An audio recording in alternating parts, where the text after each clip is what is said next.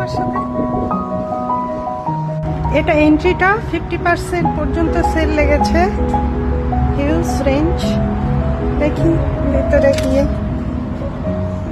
এখানে ডাইনিং টেবিলগুলো রয়েছে, সব সেলে লেগেছে।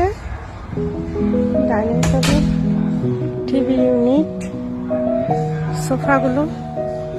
এখানে দোকানগুলোতে ঢুকলেই একদম ঝলমল ঝলমল করে আলো। সোফা, আমার সোফাটা খারাপ হয়ে গেছে, এবার আর হবে না। এই ফার্নিচার গুলো কি সুন্দর এখানে রাখা আছে গুছিয়ে।